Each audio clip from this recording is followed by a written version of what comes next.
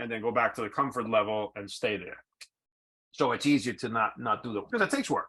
I mean, it takes work to do a budget. It takes a lot of work. It's just not. That's what I was gonna say. The wrapping your head around doing that as an exercise is the key, really. Yeah, but it's not because it's calculus. I mean, I have no desire to sit down and try to figure out how to do a calculus problem. That's just not something, that's just not something most people are gonna have fun sitting down and trying to figure out how to do, or even know how to do. Never mind have fun, just knowing how to do it, right? Are you able to sit down, if I give you a formula, sit down and calculate it now?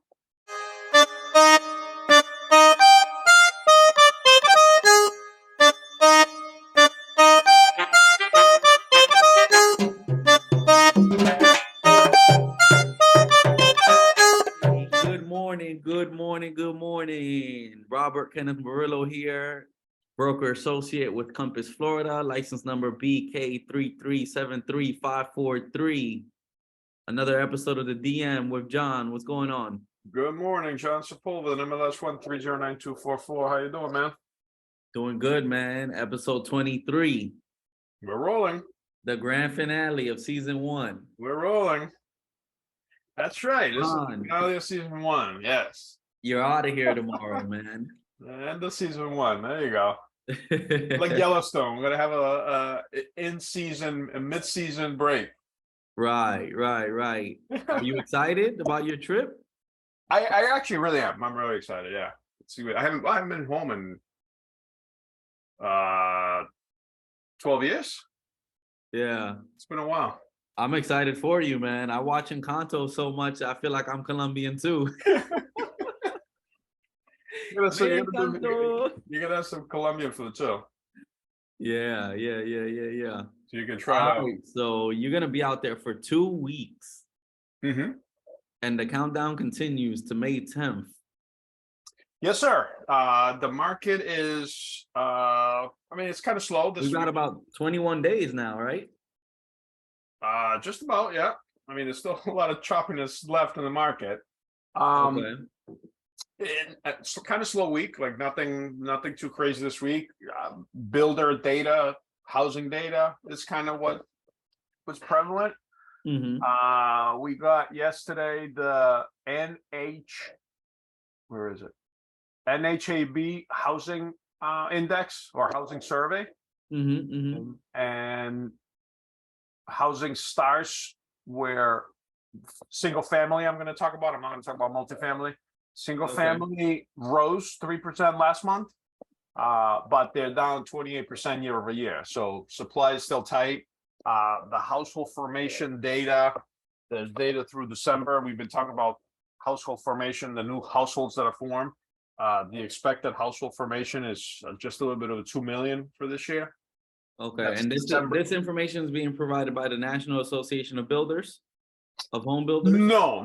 That's I got that from MBS Highway. I'm not sure. I don't remember the chart exactly where the chart came from. It came through. It was through December data. So the Q1 will be out in a couple of weeks. But through December, just a little bit over 2 million household formations expected. So those are homes that need to be sort of, new households, and the annualized pace of, starts, 861,000 is the pace. So with March's starts, 861,000 is the housing starts that they did, right? And the housing starts just means to start building it. Permits doesn't really mean anything. Yeah. Well, and permits are another indication, and completions obviously are completed. So the starts, the numbers are, and the permits are down. The permits were up 4% last month, so 30% year over year. They're down. So no matter how you look at it, there's builders are not building enough housing to even keep up with regular housing. The demand. Never mind the yearly demand that's there from people moving, from downsizing and all the other stuff that's happening. So Yeah. in the short term, that means, or for the rest of this year, what that means is that there's just housing, as we've been talking about, this is not new. There's a shortage of housing. There's a shortage of inventory, supply and demand. If there's a lot of supply and a big demand or no demand, obviously that has to do with prices go down. If there's little supply and a high demand, prices will go up. So there's a lot of pressure on prices to continue to rise, and there's not really nothing that is indicating that it's going to help those prices go down. You know, as we talked about before, in 2008, it was the excess of housing that was in inventory. 4 million homes were on the market. Yeah. As we've seen the charts and we talked about it. So obviously we're nowhere near those numbers now, but the demand is still there. The demand hasn't really gone away. So it's fluid, it's moving. Data continues to kind of point towards recession.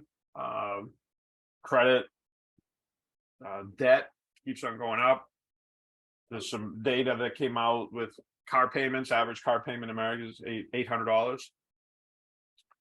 which is kind of it's not a true number. It's kind of a fuzzy math, because it's average car payments $800, but that's in a 6-year loan, because that's kind of the average now. They're no longer 5. So if they were really 5, they were closer to $1,000 a month on monthly payments and car payments. So car payments out of control. Credit card debt is out of control, meaning people are using their credit cards or having to use their credit cards more. So credit card balance is increasing to pre-pandemic levels. Rents are new rents are going down. Are they really? Yeah, the CoreLogic report. Let's see. Rents are up 5% year over year, down from 5% in the previous report. So they're going down slightly. It's going down. I mean, we've seen that. I mean, that makes sense. I mean, let's be real. The same way homeowners have been unrealistic in their pricing, right, coming onto the market, landlords have been unrealistic too. They've been stretching because they were pushing rents really high. I mean, I've heard of tenants telling me, hey, my landlord's raising the rent $500. Like that's a lot. 100%. That's a lot to go from 1 year to the next. Yeah, and it doesn't go down. I mean, we've said this before. Like, I've never heard of anybody ever saying my landlord reduced my rent this year. I'm paying lower rent. It just doesn't happen. They don't raise the rent. If you like it, they don't reduce it. So that's just what you get for paying rent. I mean, you're putting money in other people's pockets. Yeah. So I mean, it's unfortunate, all the negative stuff out there, all the stuff that's out there that kind of scares people from buying a home. You know, and people don't really kind of look at numbers and do the math, right? And it's you know, and it is. I mean, it is expensive to own home. Unfortunately, it's not affordable. It's just with all the insanity and the pricing and the rates and the additional costs. That's just, you know, insurance is going up. I mean, just everything. It's just there's just a lot of pressure on people, right? When they're trying to do this transaction, especially if their credit is not, you know, when you start looking at like mortgage insurance and a conventional loan, you know what I mean? Just if you start adding up all the, you know, if you have a 670 credit score, you know, your mortgage insurance, it's going to be, you know, you're buying a house in this, you know, sort of 450 anyway, 400 plus, you know, your MI is going to be over $300 a month if you're not putting 20% down. Yeah. Your MI mortgage insurance. So, you know, you add the mortgage insurance, plus you add the property taxes, plus you add you add the higher homeowners insurance, plus you add the high mortgage with the higher home prices. It's just insane, people to afford a home. Then you add on top of that, the average car payment is $800 a month. How many cars does a married couple have? 2, sometimes 3. Average car payment is $800 a month. That's $2,400 a month. Hey, just say two. Don't even say three. Just say two. I mean, Yeah, and say and, 1,600. and one is at the average, and one's an old one that they still have that they're still paying $450 a month. Let's not even go crazy and say both of them are it. But in the household, from me looking at credit reports, the average car payment I see in a household is about $1,400. That's insane. Insane. What's But going on? but then what do you do? But what do you do, right? Like you work, you got to go to work. Can't go in public transportation. I mean, you really can't. You can't say that you rely here in Florida. You cannot say that you can rely on public transportation to go to work. It's just not, the public transportation is just not here. Like they're not up like in like in New York or Boston where there's the subway and all the stuff. And you really, if you live in the city, you do not need a car. It's actually, a car is a nuisance, right? It doesn't help you. It's a nuisance. It's a liability, not an asset. No, it's a nuisance. You can't find a place to park in it. You gotta, it's a pain. It's not even beyond liability, like beyond cost. It's a pain. So it's okay, right? But here in Florida, you really can't. So you need to go to work. You need to get a vehicle. Okay, so now you're going to buy a car. Used cars are expensive, almost just as expensive as a new car. No. I'm gonna tell you, I was irresponsibly on the market for another Toyota Tundra last year. Thank God I didn't get it. But they literally, a brand new Tundra was about 50,000, right? The one that I was looking at. But they were telling me that a used one was coming in before the new one, and they were offering it at 63,000. and people pay money for it. I'm sure they sold it. I mean, that's insanity. But the thing is, like, I mean, when the pricing of these these people actually pay for that, right? So, I mean, the market sustains it. You know what I mean? If people thought, oh my God, there's no car, I need a car, and they're going to go buy a car, and they go crazy with the overpaying. But not only that, the interest rate on a used car is higher. So if the price, say they're not even higher, right? Just say the prices are the same, but they really are. They could be more expensive as you experience on the used car. But even if they were the same price, the car payment on the used car would still be higher because the rates are higher on the used car than on a new car. So the payment will be higher. But when I see credits that the amount of car payments I see are just, it's insane. I mean, you can't get rid of it. But like I was saying, so what do? You got to go to work. All right, don't get me started. The used car is just as expensive, so it's not a cheaper option, right? Really. Oh, you got to just buy it. What do you do? And they'll tell you, they'll finance the car for you. Now it's a little tougher with the credits getting tighter, but during the pandemic, all you have to do is just fog up a mirror and you get a car loan. Well, this is the thing. Let's talk about this. Let's shift back to housing, right? People would gladly pay double-digit interest on car payments and credit cards. Of course. But they've got such a horrible reaction to paying 7% on a mortgage. Why is that? What is wrong with the human psychology? Because they've been, well, it's not the human psychology, it's not the marketing. They've been trained by that. So they've been trained to, when you shop for a car loan, you don't ask what the rate is. You go into a car dealership, you sit there for all day for 55 hours while the guy goes up to the desk and talks about what he's having for lunch with the manager, make you think he's going back with a deal, and then comes back on the piece of paper with the price and circles it, and will you sign right now? Will you sign if you do it right now? If we meet this price, that's all they do. People don't ask them.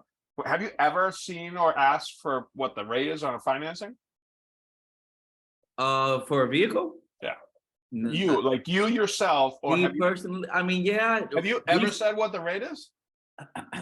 I mean, recently, yes. I've shopped smarter. I want to say 2020 was the first time when I purchased my Volkswagen Jetta.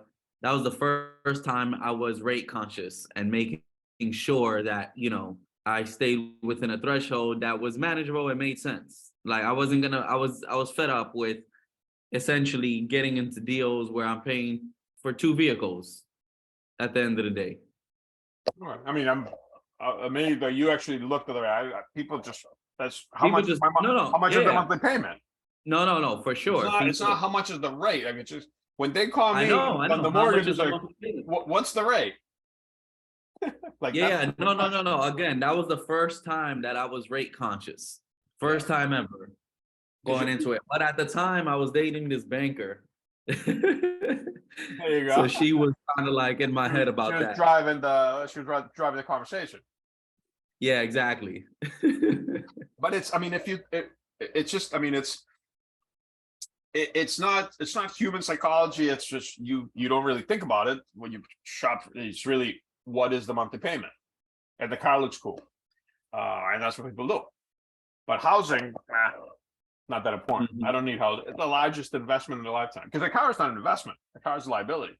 You know, you know, it's this is a deeper conversation for another day. But there's some people that say that a home is a liability. Like Dave Ramsey says, a homeowner is a liability. Of course, so does Grant Cardone. You know, and I mean, I disagree with that. I don't. I disagree, and they, you know, they're a lot smarter than I do, and they make a lot more money than I do. But I don't. I think paying rent is a liability, no matter how you look at it. Yeah.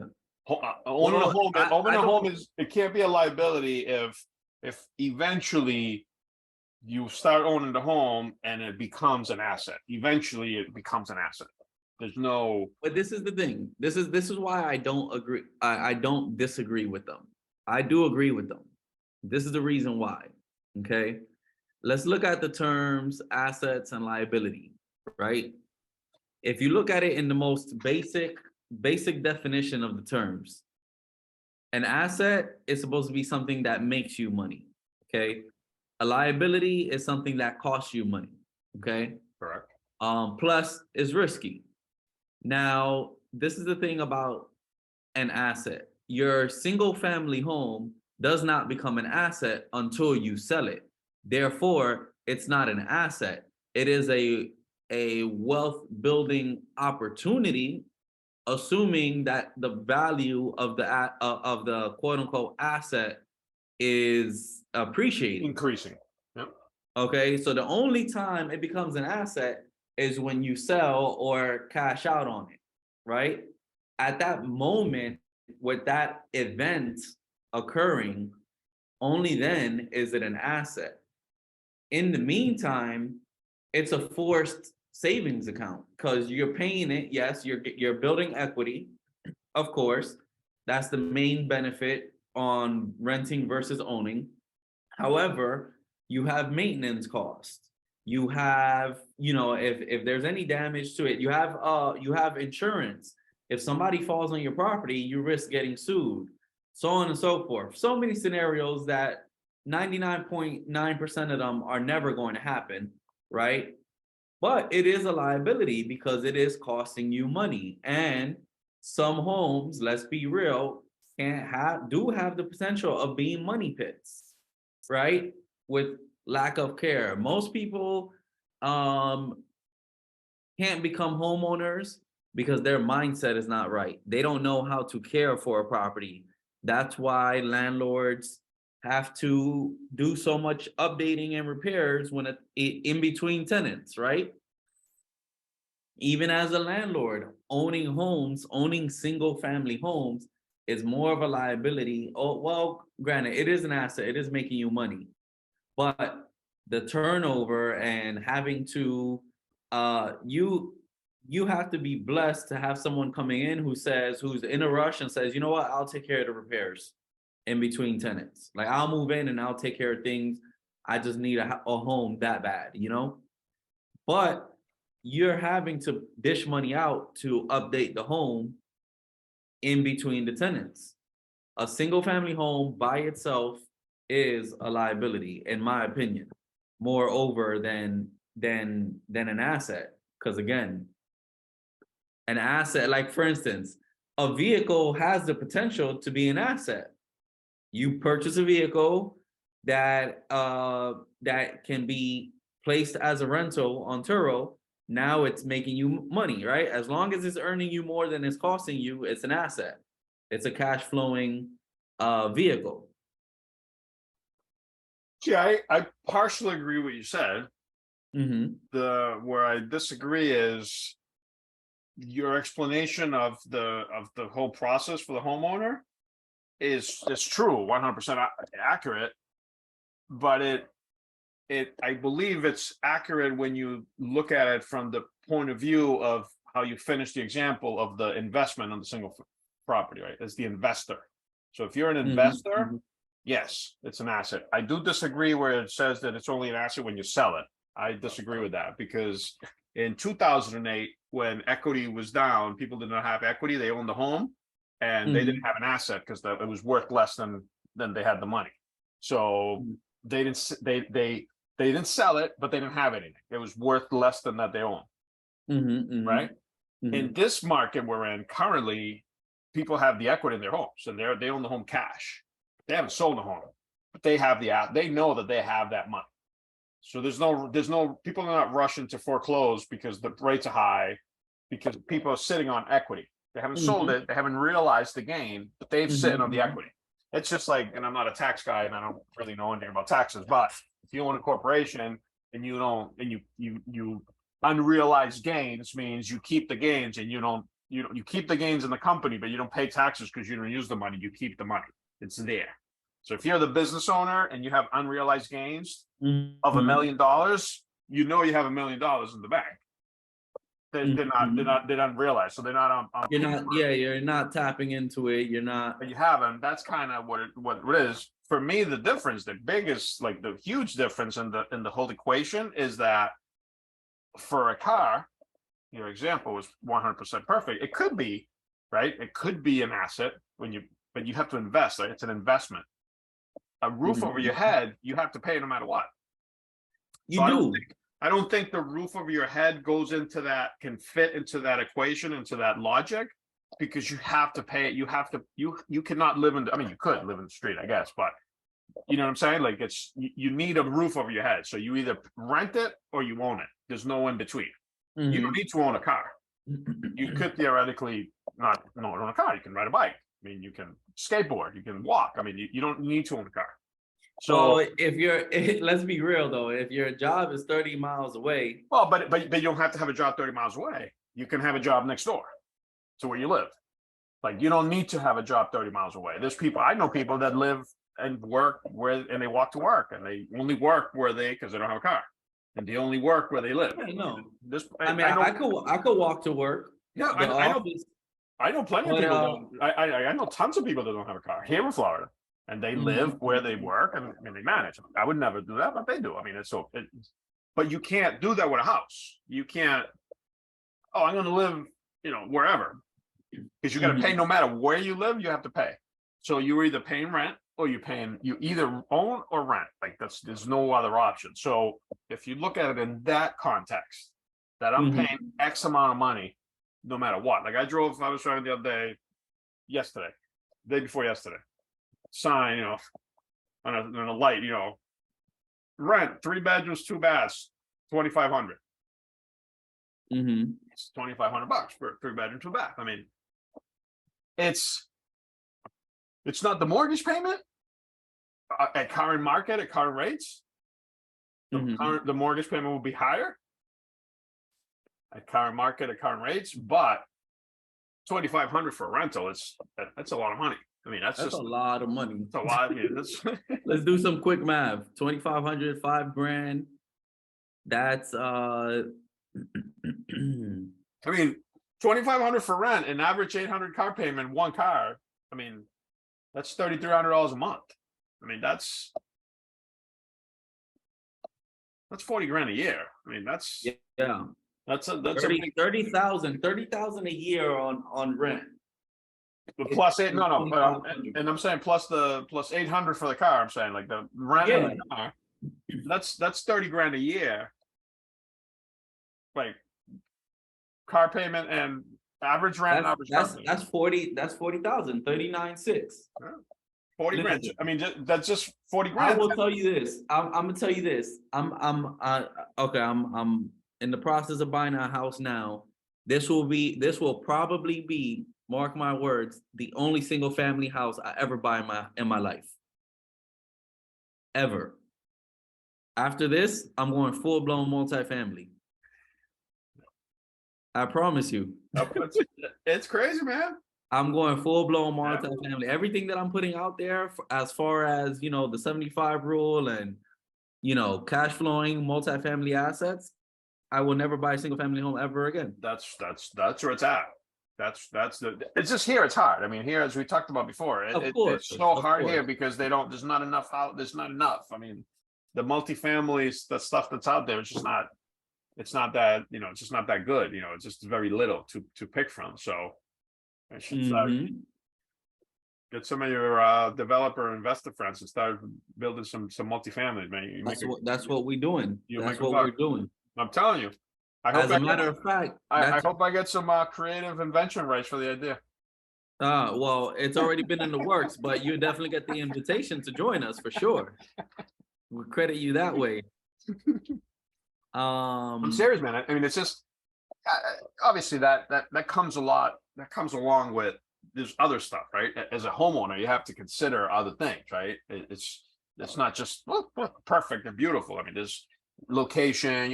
There's going to be things you have to sacrifice in order to be able to do that. You know, you might for example, like I'll speak for myself, right? Work like school district. Like if you know, to me that was very, very important. The school district, like that drove. And you chose a great location, by the way. But it was based on that. It was based purely on schools. I mean, I did a lot of research in schools. He passed away. One of my best friends, he was a school teacher here in Orlando, and he had this report card that he gave. Like I did a lot of research into this thing, like looking at data scores. I did a lot of research, and I picked because of school. And I wasn't just looking at scores I was just looking at everything, like just the overall kind of context. And I did. Luckily, I picked a phenomenal school system. So, but what's the problem? There's not too many. I don't think there's any. I mean, there's a couple of properties that have an in-law apartment, like the garage has an in-law, small, like 1 bedroom or studio type thing. It's not a multifamily. It's a single family with an in-law, which is a different situation. So there's really so if my option was I'm only buying multifamilies, I wouldn't be living here because there's no really multifamilies here. Yeah. So you have to sacrifice, you know what I mean? You have to give up depending, you know, it's not that simple. You know, here in the north in Massachusetts, a lot easier. You can find a place with a good school system that has multifamilies. So it's a little bit, it might not be close to the school. It might be, you know, you might need to put some money into it you know what I mean? There's a lot, but it's easier. Here you can't just say, I'm only buying a multi if you're focused on other things like schools and whatever, right? Maybe transportation. Yeah. Okay. As a family unit, of course. Yeah. You're going to be conscious. Yeah. So people need to kind of understand that this is not going, multifamily and that's, you know, solves our problem. But back to what you said before, I think you said it last week.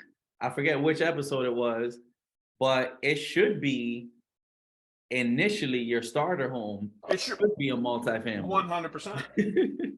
100, unless it's the other way, which is a small condo, a small townhouse. You get that in, you get it, you know what I mean? And then you switch. You pivot. You know, that's also an option if you go in with the low cost entry into it. You know, that's because you can get a condo for what's a condo? Give me a number on a condo now here in Orlando. I mean, you can find condos under 200,000 here in Central Florida. There you go. Warrantable? Give me a warrantable condo. Yeah, you can. It's very difficult to locate, but it is possible. So 250. You can find a condo for 250 or a townhouse. I mean, we're under contract for one for 140 right now. 149. Is it warrantable? Yeah, it's warrantable. There you go. I mean, that's just you can't, I mean, you cannot beat that. You can, I mean, you can't beat that. That's just not, and I'm sure no matter what are the people gonna pay?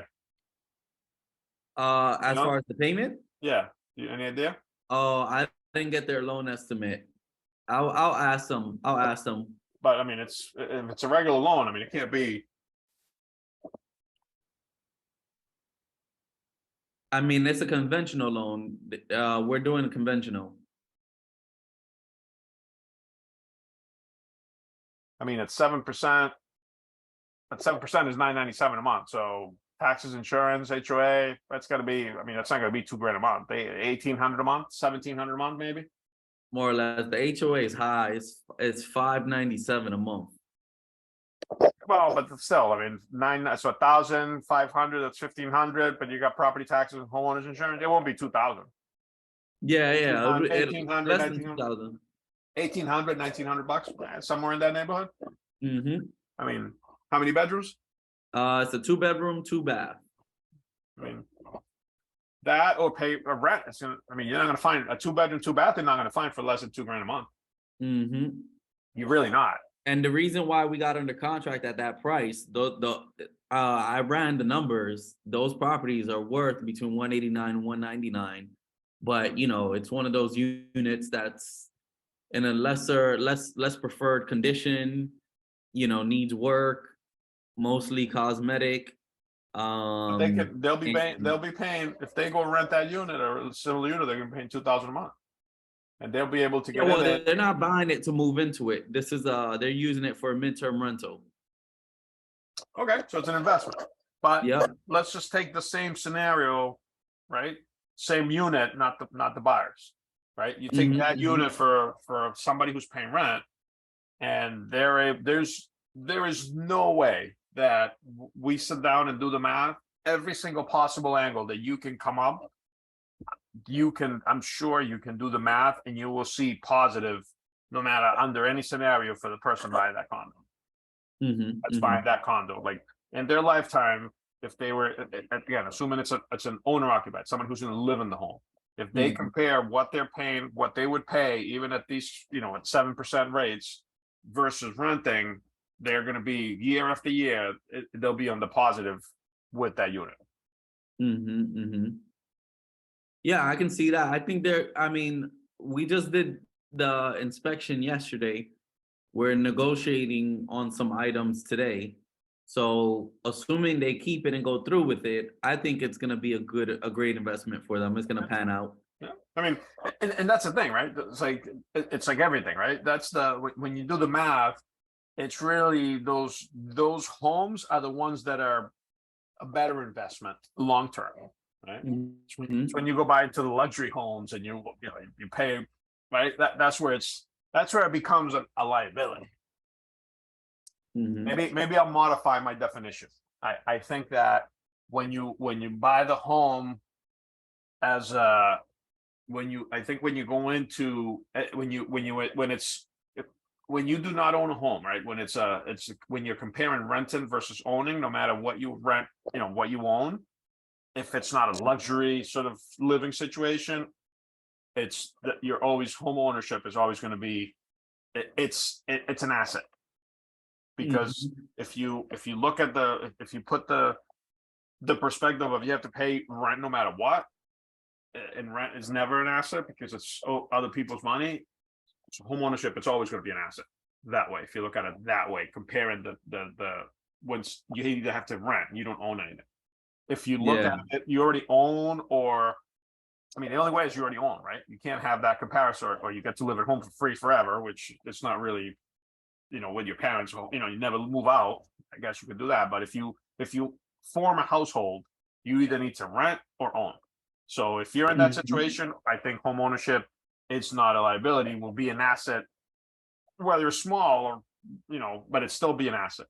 But if you already own a home and you get into the more expensive or the move up homes type of situation, then it becomes a liability, because now, I mean, if you're already in a home, but now you're going to get into something more expensive that's going to cost you more, then it's not so much an asset anymore. You follow me? Does that make any sense? Yeah, that makes plenty of sense. I mean, at the end of the day, it's just everybody's situation is always different, right? We always kind of say that, and it's not a blanket, everybody buy, everybody. But in general, I think that even in these crazy rates that we're in, this crazy environment that we're seeing, at the end of the day, it might not be, after, after the month one, you're making money on it, but certainly at month 14 forward, comparing the both, you might, you'll see the curve just kind of jump up for home ownership and it being a better option. Or the same way, the rental cost shoots up for the people that do not buy, that choose to go and pay rent. It just blows my mind when people find themselves, lease end is coming up. The landlord's increasing the rent. It's now become unaffordable. Everything else that I'm looking at that I need is way out of my price range. So my options are to pay a lesser rent in a unit that doesn't meet my needs, or go apply for a mortgage. And then they choose to disregard the application for the mortgage, and they choose the lesser unit, the unit that does not meet their family's needs. And that's the part that blows my mind. Well, what blows my mind is that I think there's more people that are forced to do that, to take the lesser option, right? That doesn't meet their needs. They're forced into it because they're not in a position to buy. I think that's more prevalent. They're forced into those situations rather than they choose to go down those situations. I think for the most part, because of the people's situation, the credit or the amount of debt, they don't qualify for a higher amount of mortgage. You can unfortunately. Yeah, sometimes it is ignorance. They choose not to. It's too complicated. They don't know. They don't have the information. Correct. Yeah, and obviously, I don't think it's purpose. Like, people that do it on purpose, they don't, Yeah, they just don't know. They don't know, and they don't. Back to we've been, the financial education. I mean, it's just, but it's hard though. I mean, it's amazing. It's amazing how hard it is to get people to take action. Like, it's amazing. Yeah, it's incredible how hard it is to get people to take action. Like for free, not like I've offered to give people that personalized financial plan. Actually, not. Let me rephrase that. I've given it. It's a link. Just here's the link and fill it out. Like, here's the link. I've given it to, I don't know how many people I've given it to. And I've given it to. I've actually sent the link out to.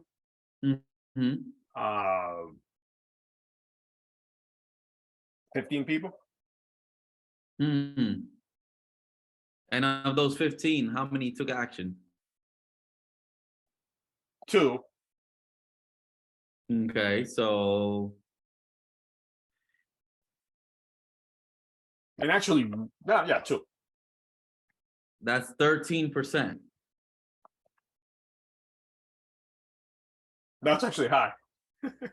If you look at it, 13%. I mean, it's insane. It's free. Like, it does. I give here. Just do it free. Just do it. This will help you. Like, this. If you follow this will help you. Like, it literally will tell you what you have, and it'll give you a plan. I'll get to it. It's just, I mean, people don't.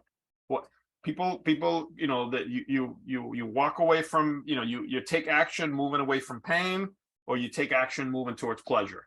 And for the most part, people move towards pleasure all the time. Unless when the pain is this so unbearable, oh my God, and then that's when they act and they move and they step away from the pain and then go back to the comfort level and stay there. So it's easier to not do that, because it takes work. I mean, it takes work to do a budget.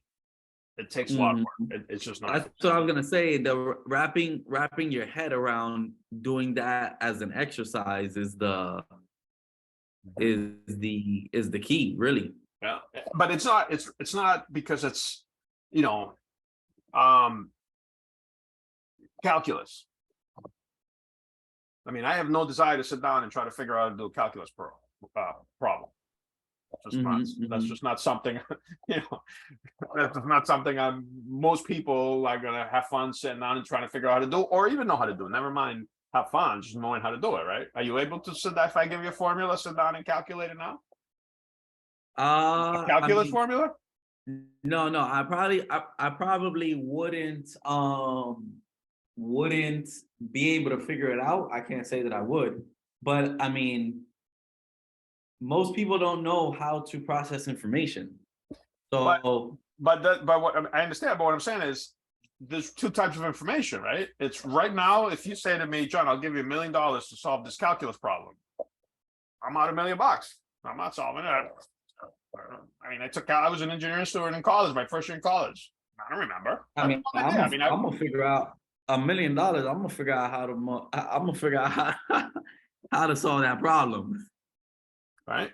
But by the same concept as, you know, do a budget, which it takes there's no formula, there's no calculus. You just literally, it's data entry because you put it on there's so many platforms and applications and systems, and there's so many things already done that you don't have to, that are free. You don't have to spend any money. All you need to do is literally just put the amount of money you're spending in the category. That's it. And it does everything for you. Right. So that's very simple to do. It's just work. So it's not because it's hard to do, or it's because people don't have the time to do it. It's because it's a difficult task to take on, because it takes work and you gotta work on it. But it's not like you're doing a calculus, you know, problem that you need to know the formula and you need to know all this, you know, the symbols and the like square root of pi and you know what I mean? Like there's all these crazy, you know, these things that are added for an engineer to do on a problem. A budget is just you put in how much, you know, 2,000 for rent, you know, 800 for car payment, 3,000 for gas. I mean, you know, you just put how much you're spending a month and you add. And like I said, the application does it for you. You don't even need to do the math yourself. So the process of doing it is just, it's not complicated. Anybody can do it. It's just that the actual task of doing it, it's overwhelming. I mean, it's just yesterday at the you know, meeting, the one of the workshops yesterday, you know, the guy was talking about the CRM and, you know, and how, you know, what, you know, agents every year, you know, January 1st, the CRM, I'm going to work on my CRM. And, you know, people are overwhelmed because it's an overwhelming thing, right?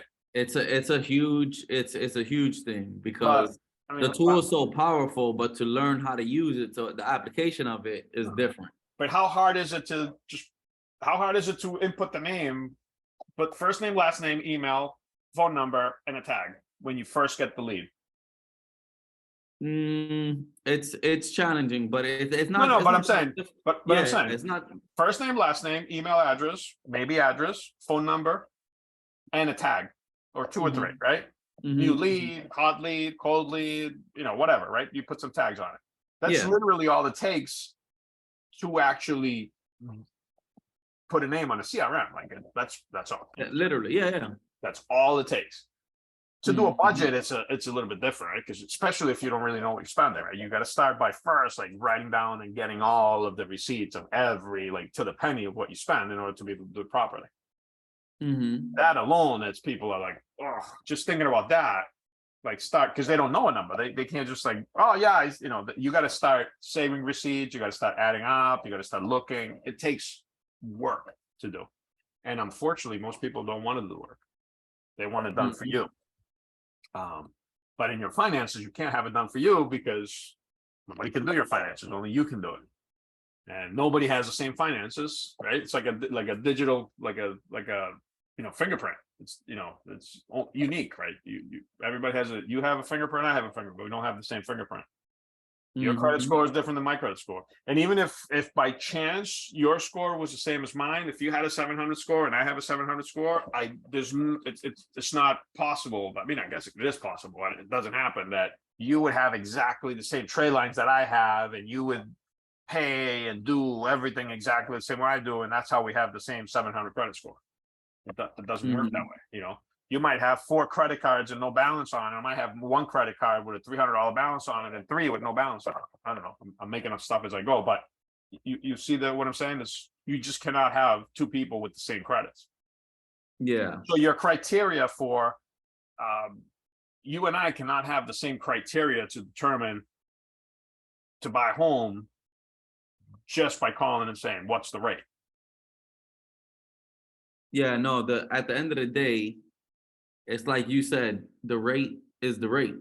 You know, it's funny, yesterday I posted something on Instagram. I shared something on my story that yo, I have to send it to you because it's literally synonymous to what you said about that. The rate is the rate. You're just gonna, this lady and her husband, she did mortgages too. This was back in like 1981. And they had lived like an hour away from the downtown area. I think this may have been in Canada, and they decided to sell and move into the downtown area, even though the rates were higher. And she was like, at this time, the rates were like 15%. And she was like, listen, the rate is the rate. Like, there's no changing that. What are you gonna do? Not pay for housing? I'm gonna send it to you. I got the phones in the other room, but I'm gonna send it to you. I mean, and that's how it is. I mean, it's the rate. I mean, I don't like it.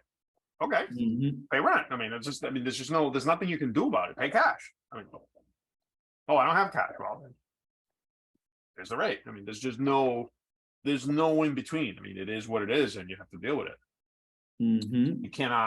You can't stop buying a house just because the rate goes up. Just like we kind of started the conversation, right?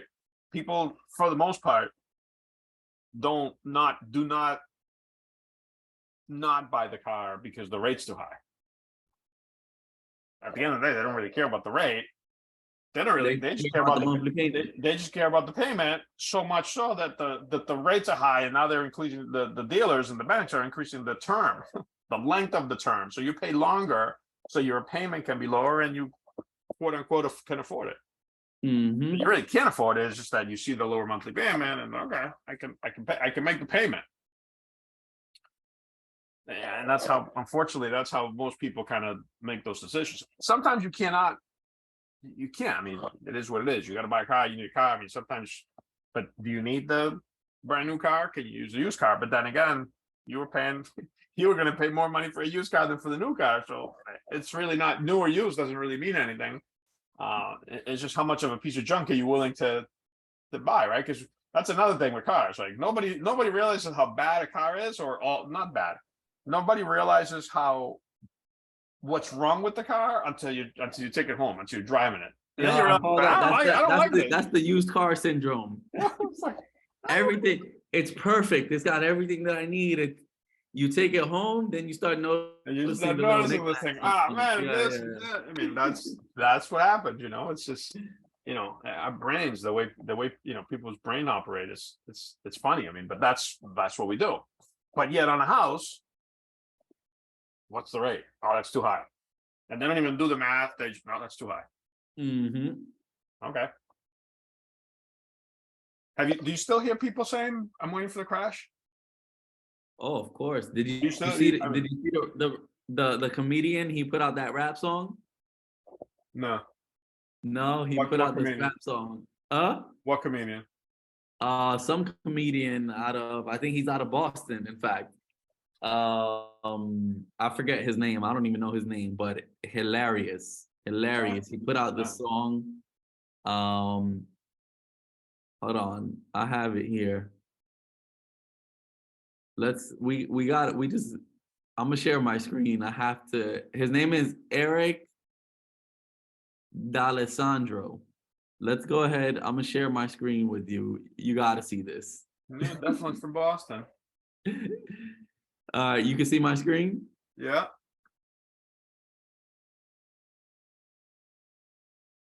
Okay, check this out.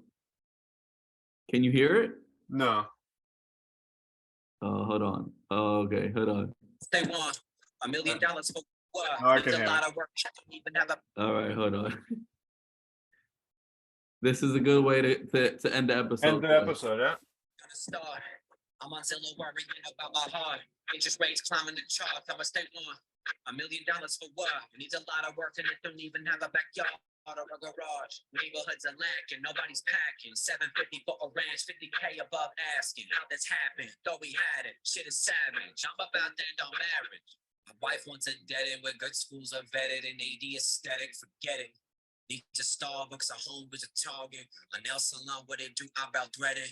Forever bugging. Girl don't understand the budget. That's our best and final line budget. I wasn't bluffing. Call the realtor, tell me something. Sick of open houses, fuck these little muffins. What listed yesterday is already pending a soul. Thought I told you we don't want to live on Army Road. Think about the traffic, the noise, been the massive annoyance. I'm trying to find a spot if you come over. Now I'm getting lectured by my father. He forgets his down payment was $1. Venting don't even make me feel better. Fuck it. I guess we'll just rent forever. Yeah. Guess we'll just rent forever. So while you were doing this, you gotta send me that. Send me that thing. I think it's funny. Collapse, really gonna start. That is too funny. Yeah, hilarious. Yeah. Oh my gosh, that for sale sign said sold while you were While you were doing this, yeah. Do you know how many, especially during the pandemic, how many homes me and buyers walked into when I called the agent? Oh, we just went under contract. Super crazy. It was like I mean, it was like people would just like there's not gonna be like the world is gonna be done. Like there's no housing. I need to buy a house. I mean, I need to buy a house. Insane. Mm-hmm. Especially from out of state. Like I saw that people coming from out of state. That pushed it for like that drove the insanity further. Yeah, people buying sight unseen, paying 30, 40, 50,000 over asking price. Think about it. They just sold a home up north, probably for $1 million, and I can get a whole home. I can get a single family house with a yard and all and a pool, 500,000. Oh, they're talking about multiple offers. All right, give them 550. Yeah, Give I them need to move. 550. I'm sick of snow. I need to move. Boom, do it. Make it happen. And unfortunately, I want to be closed by the time I get down there. Unfortunately, the locals, you know, I don't want to get hurt because they're not selling the house for $1 million. They're just buying it for a home. Yeah, You know, exactly. Oh. All right, man. I'm sending you that video on Instagram now. All right, yeah, and I'll check it out so I can hear the lyrics properly. Yeah. It looks funny though. No, hilarious. I thought he was a realtor. I showed that to my godbrother. He thought he was a rapper. Turns out he's a comedian. He's just a guy trying to, you know, get views on TikTok. Right. Get views on InstaFace, as Bill Belichick would say. Right. All right, Robert Kenneth Morillo, broker associate with Compass, Florida, license number BK3373543. Signing off on the DM. Let them know, John. John Sepulveda, NMLS 1309244. Thank you for listening. We'll be back. Talk to you guys in a couple of weeks. So you hold the fort, man. Enjoy yourself in Colombia, my man. I will do my best. All righty then. See you later.